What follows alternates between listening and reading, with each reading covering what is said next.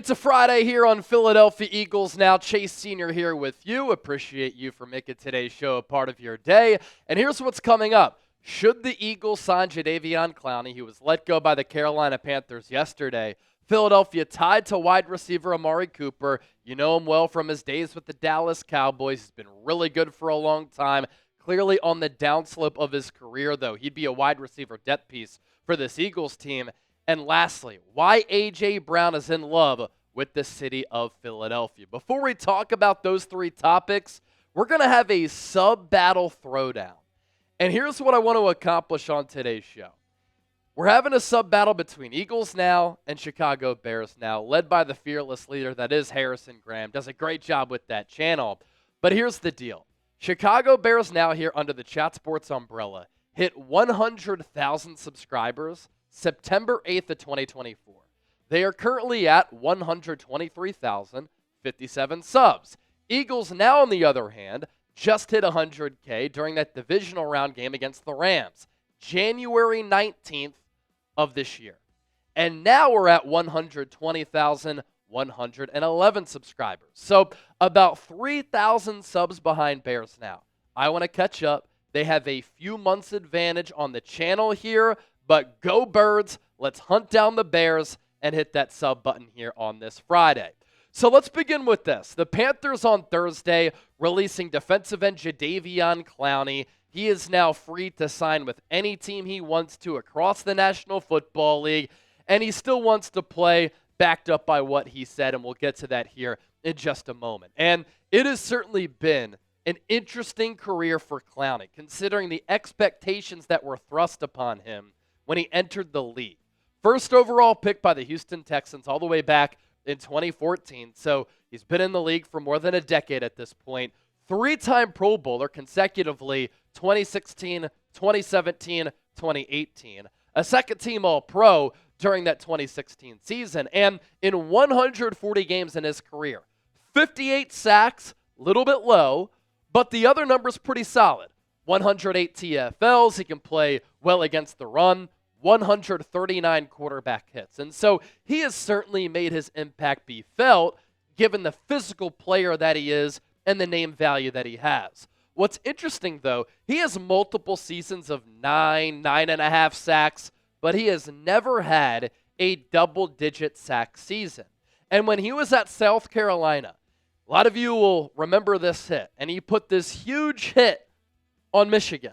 He had 13 sacks that year, 8 as a freshman, 3 his junior season. But when he laid this in, he was having a great year for the Gamecocks. Everybody thought that he was going to be a generational defensive player.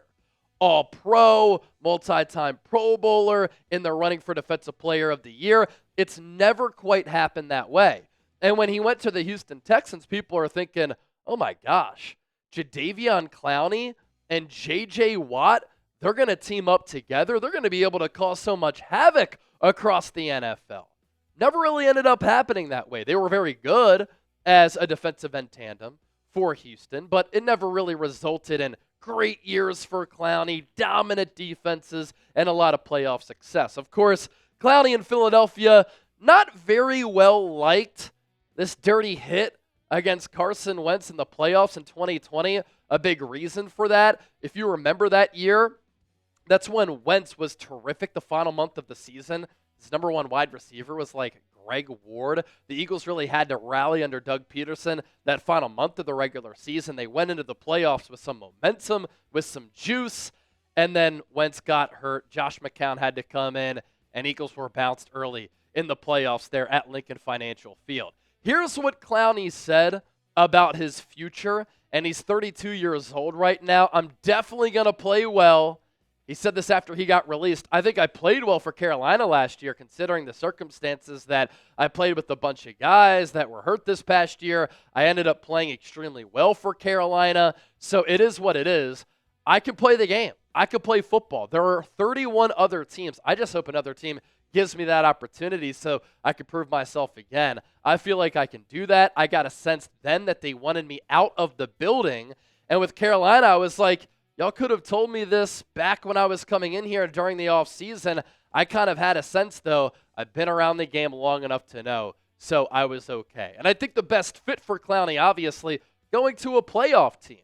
And he's done that in recent memory, at least going to teams that had playoff chances. But there is a troubling trend here with Clowney.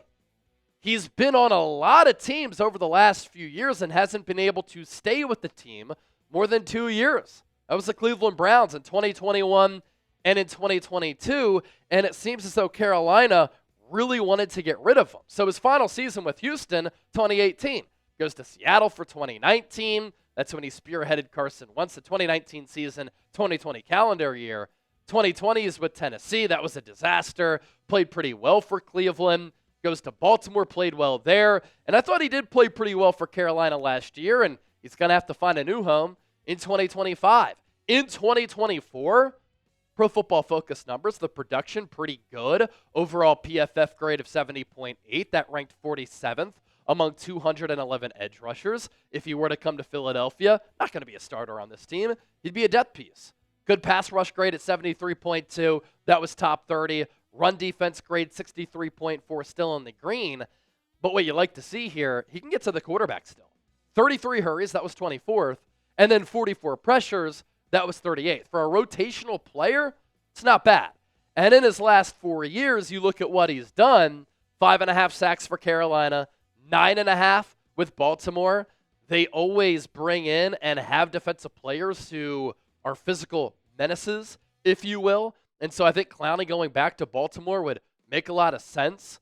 With Cleveland, his second year, not fantastic. Missed some time, though. But in 2021, first year with Cleveland, 9 sacks. So the valid question for the Eagles, does he make sense for Philadelphia? A lot of people have been asking about this. Chase, he was let go. Should the Eagles go after him? There's some risk for sure. The Eagles do have a great culture. Nick Sirianni has really put a lot of care and an emphasis into establishing that. And so if you sign Clowney, does he impact your culture? He could, because that's quite the presence who would enter your locker room.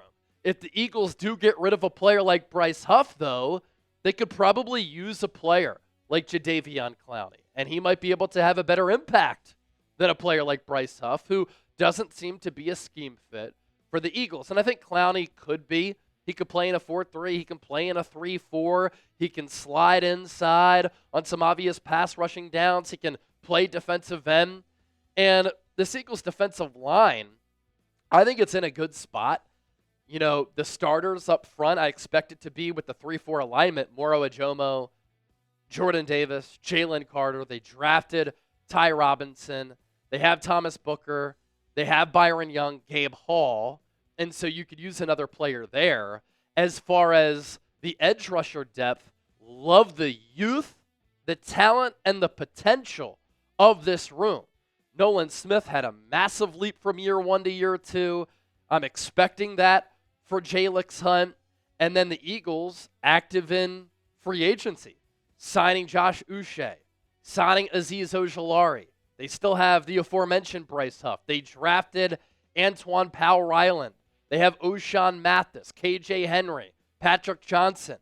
And so Jadeveon Clowney as a depth piece would be an interesting addition for Philadelphia, and you know what you're getting from him. And he's more talented than a lot of guys on this team. So I'm kind of mixed. I do think the Eagles have the foundational pillars and the organizational stability to be able to bring in a player like this who clearly has some question marks. But what say you? This is today's poll question. It's going to be the pinned comment. Should the Eagles sign Clowney? Type in or out. Let me know down in the comment section right now. If you want to get an Eagles jersey, we continue to tell you about all these great deals. Thanks to our friends at Fanatics. Head to chatsports.com/Eagles jersey. Current players, former players, men's, women's, kids jerseys, authentic jerseys, replica jerseys, the midnight green, black, Kelly green, the road whites, whatever you want. Current players, former players. I know for me, when I get a jersey, I always want it to be a jersey of an Eagles legend because I know that I can wear that piece forever and it's timeless. But a lot of you like to get recent draftees like Jihaad Campbell or your favorite players. So get your jerseys today, chatsports.com/Eagles jersey. Topic number 2 here on the show. Should the Eagles target Amari Cooper for wide receiver depth? The Eagles listed as one of the top landing spots for Cooper, who at this point might be a borderline Hall of Famer with what he's been able to do in his NFL career. He's been productive for a very long time. And Amari Cooper is one of those players, feels like he's been in the league for so long, still only 30 years old. And so with Cooper, the Cowboys were showing interest. I think they've dropped out because of the trade for George Pickens a couple of days ago. And here's what NFL.com had to say about Cooper's fit with the Eagles and why the Birds could be a landing spot. Howie Roseman deserves the Dynasty Patriots treatment, where every available free agent or trade target is linked to the Eagles in some way. The two-time Super Bowl winning general manager isn't shy about adding veteran depth. See Julio Jones in 2023. And Philly's drop-off behind A.J. Brown and Devontae Smith is steep. Jahan Dotson, the team's wide receiver 3, put up 216 yards last year. Behind that trio sits 2024 sixth-rounder Johnny Wilson and another reclamation project in Terrace Marshall, a former second-round pick. As they did last year before the Dotson trade, the Eagles could let things shake out and see if any youngsters are ready to take on a bigger role. However, adding a veteran could make sense as we near the season. Philly offers Cooper a legit shot at chasing a ring in 2025 that others on this list cannot. Now, NFL.com did list Julio Jones there. By the way, he retired a few weeks ago. I think with where Jones was when the Eagles signed him compared to where Cooper is right now, two vastly different players. Julio Jones was cooked. Amari Cooper, definitely on the back nine of his career, but a better player at this point than Jones was when the Eagles signed him. I will say this, though. People act like Jahan Dotson sucks. I disagree. I don't think he sucks. I think he's a pretty solid wide receiver 3. He was drafted in the first round by Washington out of Penn State, ran a 4.4, highly productive player there, and I don't think he'll ever live up to the billing of being a first-round pick. But come on now, let's not act like Jahan Dotson can't play. And he's also in a difficult situation, right? Wide receiver 3s behind A.J. Brown and Devontae Smith, arguably the best wide receiver duo in the NFL, they have a tough time getting involved within the offense because the target share is so great for A.J. and Smitty. And also, the Eagles have one of the top all-around tight ends in the game on the roster in Dallas Goedert, who serves almost as the third wide receiver, or at least the third option in the passing game. And last year, how are you going to divvy up the touches, right? Jalen Hurts is going to run it a little bit. He's going to hand it off to Saquon Barkley, who led the league in touches and had more than 2,000 yards rushing in the regular season, broke the record for the most rushing yards in a full season, taking down Terrell Davis's previous mark. And a lot of the balls are going to go to A.J. Brown and Devontae Smith, who are two of the top wide receivers in the game. And when Dotson did play late in the year, he got that start the final week of the season, 11 targets, 7 catches, nearly 100 yards. He looked pretty good. I would imagine that a lot of teams across the NFL would like to have a player like Dotson. Ran a 4.4 in the pre-draft. He can move pretty well. I know he's had some drop issues, which that has surprised me because at Penn State he was so sure-handed, and the production has been a little bit pedestrian. 35 catches as a rookie for 523, 7 touchdowns. Year 2, 49 catches, 518 yards, 4 touchdowns. And then before the trade to the Eagles, he was kind of sliding down the depth chart. But when his number was asked, I thought he produced a little bit in 2024. Again, 19 catches for 260 yards. It's not gaudy by any means, but I think as a wide receiver 3 is not a bad option. Now, outside of him, Anaya Smith, Johnny Wilson, Terrace Marshall, completely unproven. There is a steep drop from wide receiver 2 to wide receiver 3, of course, and then, of course, wide receiver 3 to wide receiver 4. Now, going back to Cooper, I was surprised that he didn't have that much production with the Bills, with a much better quarterback situation as compared to what he was dealing with Cleveland.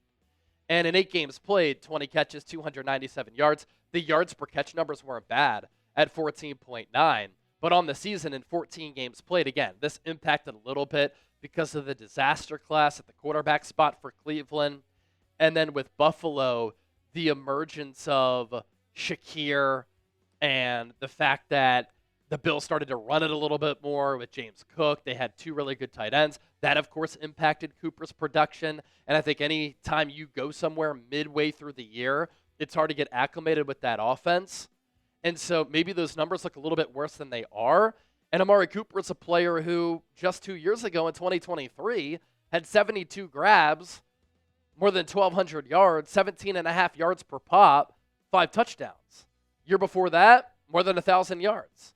With 2021, while with the Cowboys, final season there, 865 yards. And so I think he's still capable of putting up some good numbers. And if the Eagles show interest, maybe it's telling that they don't have a lot of confidence in Jahan Dotson. Here's the thing with Cooper, though. I don't think it's going to cost that much. You take a look at the free agent wide receiver contracts this offseason, they've certainly varied. And what's of note here is that these are really affordable deals. Now, of course, we're not factoring in Jamar Chase and T. Higgins. They're outliers because they're much better players. Stephon Diggs got some decent dough for sure. But you look at some of these deals here, I think that you could get Cooper for a pretty good price tag. But I just think this Eagles wide receiver depth chart, I don't think it's in an awful spot. I would have liked to have taken a wide receiver potentially in the draft as a player who you can develop. But A.J. Brown, Devontae Smith, just an insanely great 1-2 punch at wide receiver. Jahan Dotson is capable if an injury happens. I think where the concern is, if an injury did happen to Brown or Smitty, Dotson becomes a wide receiver 2, who then is your wide receiver 3. And that's where Amari Cooper could really help you. Johnny Wilson, 6'7", plays small. Aniyah Smith, a little bit slow. Terrace Marshall was a second-round pick, but he's done nothing in his career. So certainly an interesting fit it would be for Amari Cooper signing with the Eagles. So who would you rather have? JD for Jahan Dotson, AC for Amari Cooper? Share your thoughts with me down in the comments section right now. And I want to round out with this, just something fun to hit with A.J. Brown. Eagles wide receiver A.J. Brown has fallen in love with the city of Philadelphia. And I first just want to take a look at what he's been able to accomplish since that draft night trade going into the 2022 season. Has the most single-season receiving yards in Eagles franchise history with nearly 1,500. That happened during that 2022 season. He's also tied for the most 100-yard games in a season in franchise history, 7, alongside Terrell Owens. He has an NFL record, 6 straight games with 125-plus receiving yards. That happened during the 2023 campaign. And he has 3 straight 1,000-yard-plus seasons as an Eagle. The only player in franchise history to do that is Mike Quick, who's also done that. And he's been named an AP All-Pro 3 straight years. He is still young. I still think he has great football left in him. And I think already there's an argument to be made that A.J. Brown is the best wide receiver in franchise history, especially with the way that he plays, how dynamic he is, and he's a top 3 wideout at a position that is straight up loaded across the NFL. Here's what he said about his love for Philadelphia. This city made me sharper, tougher, and more focused, not just as a player, but as a man. And every time I step onto that field or into the community, I carry that Philly edge with me. You all, Philly, you've adopted me, and I'm so thankful. He said this alongside Philly Mayor Cheryl Parker. We're not going to ask her to spell out Eagles. But, hey, A.J. Brown, Philadelphia loves you too. And I still think that A.J. Brown can continue to have a dominant career with the Eagles. And I'm so glad he said that, because a lot of players who come to Philadelphia and don't succeed and they crumble, like Ben Simmons, they don't understand the mentality of Philadelphia, the attitude of Philadelphia, and how we actually care so deeply about our football team. Those who do understand that end up having success appreciating how Philadelphians go about rooting on their Eagles, and then they become beloved forever. And that type of edge that Eagles fans have, I think it can directly impact players like A.J. Brown. So if you're still hanging out here on the show, Give me a Go Birds down in the comments section. E-A-G-L-E-S. Eagles. Have a great weekend. Fantastic content to come. And you never know. We might be back for another show later on this Friday.